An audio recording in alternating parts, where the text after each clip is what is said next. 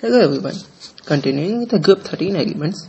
In the last video I started with aluminium. Okay, in this video I will tell you about a compound of aluminium, that is aluminium oxide. Okay, so the topic is aluminium oxide. The formula for aluminium oxide you very well know is Al2O3. Okay, now we commonly call aluminium oxide we commonly call as alumina. Okay, commonly it is also known as alumina.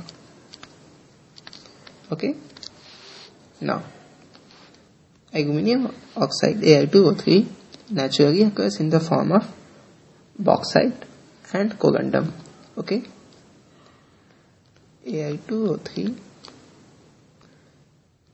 naturally occurs in the form of bauxite and corundum. Okay, so in nature aluminium oxide is found in the form of bauxite and corundum. Okay, now we can prepare pure aluminium oxide, okay, by igniting Al2SO4 whole thrice, AlOH whole thrice, and ammonium alum. Okay, so we will see preparation. Now preparation of Al2O3.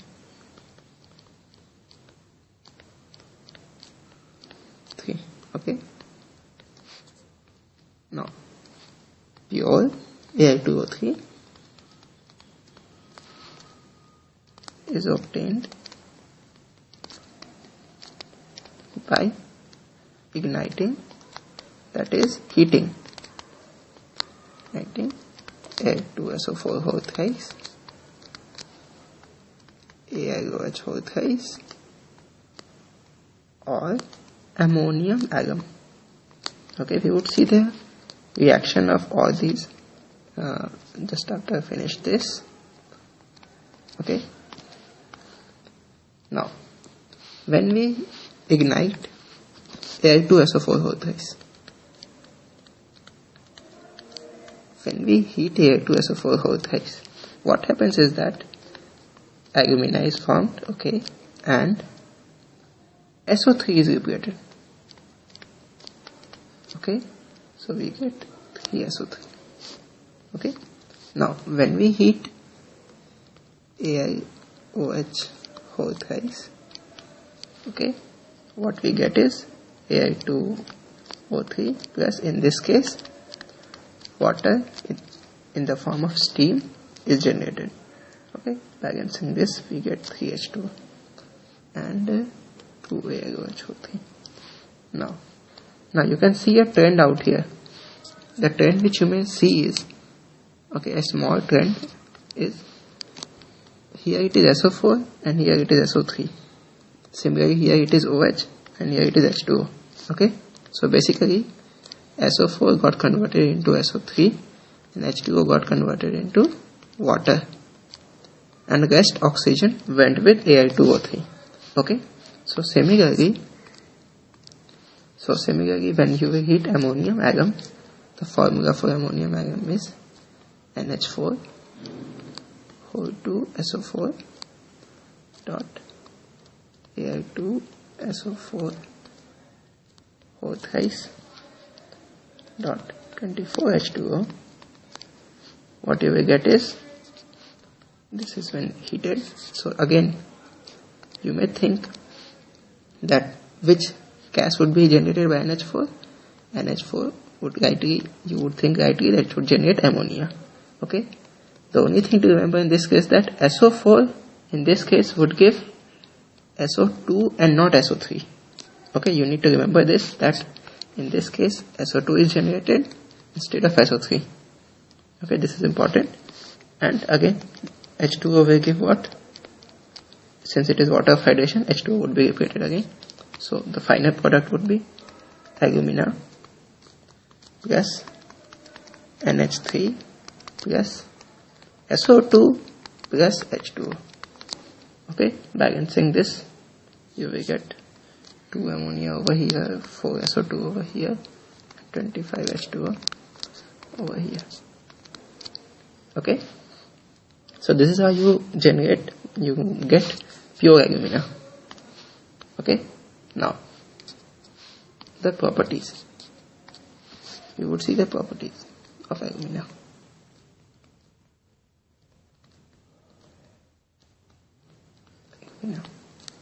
Okay, now alumina is a white amorphous solid.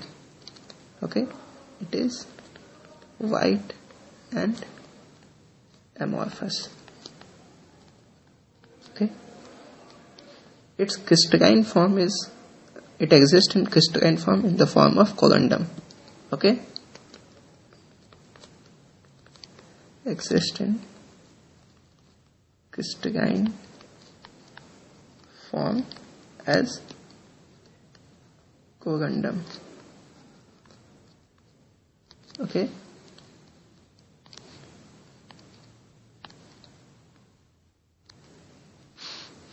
exists as corundum. Okay, or this is also called alpha Ai2O3. Okay, another form in which Ai2O3 exists is gamma Ai2O3. Exists is gamma Ai2O3. Okay, these are the two forms in which Ai2O3 generally exists. Okay, now the next property is that since aluminium was amphoteric, therefore aluminium oxide is soluble in both acids as well as alkali. Okay, the Ai2O3 is soluble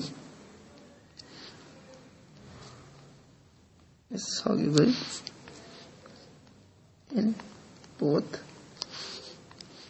acids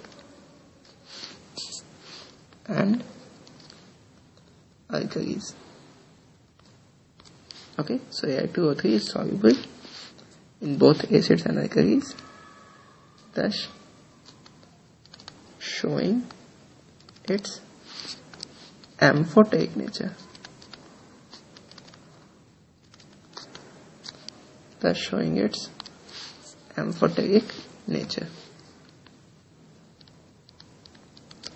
Okay, now Ai2O3 is sometimes colored. Now the presence of color in Ai2O3 is owed to the fact that when we add chromium oxide or iron oxide in alumina, we get colored compounds. Okay, basically what happens is that when we add them in corundum, okay, since they are transition metal elements, okay, so they impart color to the compound or color to alumina. Okay, so this property is used for creating gems. Okay, so we would write addition of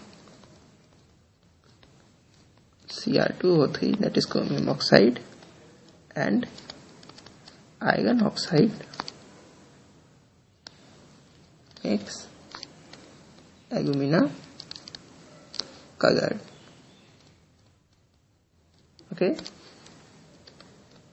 used in production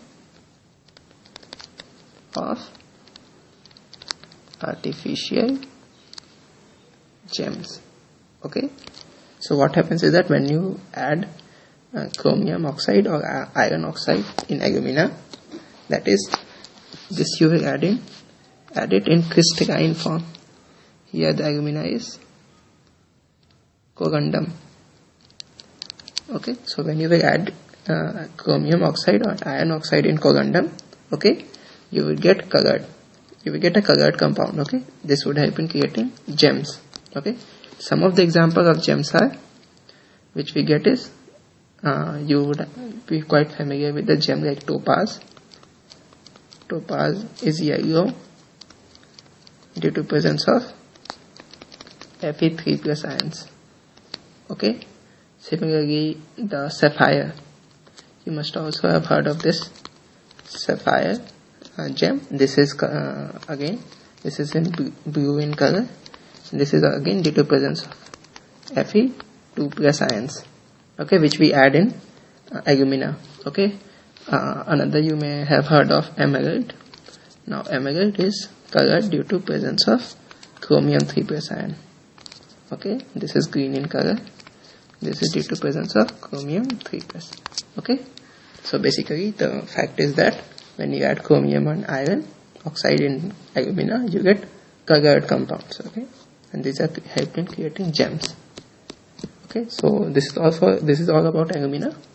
In the next video I would start and tell you about aluminium chloride. Okay.